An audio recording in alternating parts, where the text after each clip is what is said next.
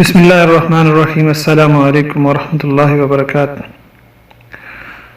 جوہری ہتھیار رکھنے والے دو ملک بھارت اور پاکستان اگر آپس میں لڑ پڑیں تو کیا ہوگا، اور جنگ میں ایٹمی ہتھیاروں کا استعمال بھی ہو تو تباہی کتنی بھیانک ہو سکتی ہے، اس کا تصور بھی نہیں کیا جا سکتا۔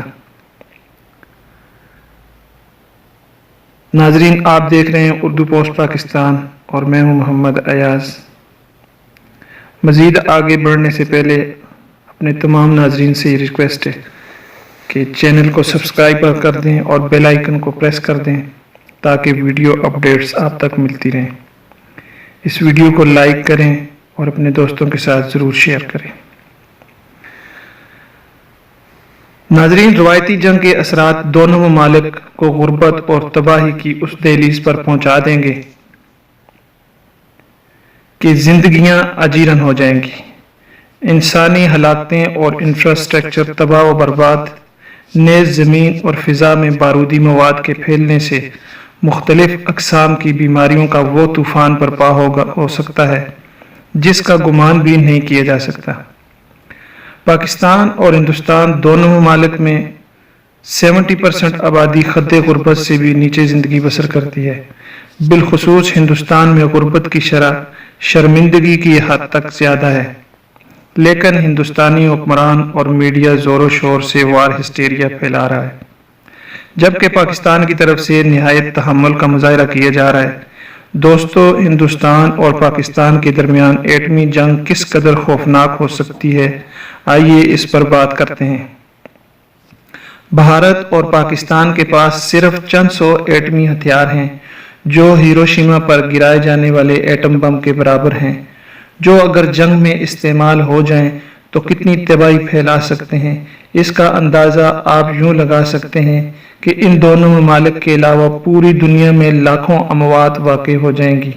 پورا ایشیا تو ان ہتھیاروں کا نشانہ بنے گا ہی، اس کے ساتھ ساتھ یورپ، افریقہ، امریکہ اور براعظم آسٹریلیا بھی ایٹمی مواد کی تابکاری کا شدید نشانہ بنے گا۔ اب اس تابکاری کے اثرات کیا ہوں گے یہ بھی سن لیں۔ ہلاکتوں کے ساتھ ساتھ پوری دنیا میں قحط پیدا ہو جائے گا۔ تابکار دھوئیں کو پوری دنیا میں پھیلنے کے لیے صرف 2 ہفتے لگیں گے، اور یہ دھواں سطح زمین سے 40 سے 50 میل کے فاصلے پر رک جائے گا، اور اتنی بلندی پر کبھی بارش نہیں ہوتی، اس لیے یہ دھواں کئی برسوں تک فضا میں معلق رہے گا، اور دھوئیں کی وجہ سے زمین کا ٹمپریچر گر جائے گا، جس سے فصلوں کی پیداوار میں 30 سے 40% کمی واقع ہو جائے گی۔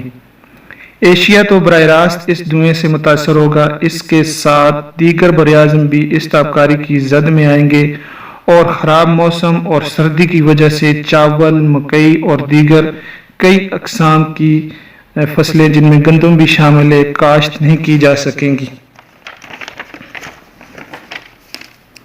براہ راست تابکاری کا نشانہ بننے والے ممالک کئی سالوں تک اس مہلک تابکاری کی زد میں رہیں گے۔ مہلک ترین بیماریوں کے ساتھ ساتھ معذور بچے پیدا ہوں گے، جو کہ کسی بھی طرح کی آزمائش سے کم نہیں۔ جب تک زراعت مزید خوراک کا بندوبست نہ کر لے، اس وقت تک پوری دنیا میں صرف 60 دن تک کی خوراک موجود ہے۔ نوبل امن ایوارڈ جیتنے والے ادارے international federation for prevention of nuclear war کے ادارے کے ممبر ایرا ہیلفیر نے یہ اندازہ لگایا ہے کہ ہندوستان اور پاکستان کے درمیان نیوکلیئر جنگ کی صورت میں پورے کرۂ ارض میں 1 سے 2 ارب لوگ بھوک سے مر جائیں گے۔ بڑے پیمانے پر نیوکلیئر جنگ کے بعد زمین پر درجہ حرارت کم ہو کر آئس کی حالت میں چلا جائے گا۔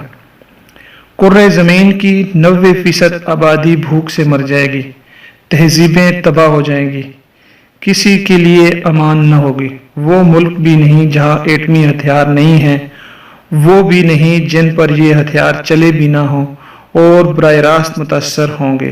ہونے والے ملکوں کا اندازہ میرے سامعین اور ناظرین کو بخوبی ہو چکا ہوگا۔ اس ضمن میں پوری دنیا اور عالمی طاقتوں کو بالخصوص پاکستان اور ہندوستان کے درمیان بڑھتے تنازع کے لیے عملی کوششیں کرنی ہوں گی تاکہ انسانیت کے وجود کو درپیش خطرات سے محفوظ رکھا جا سکے۔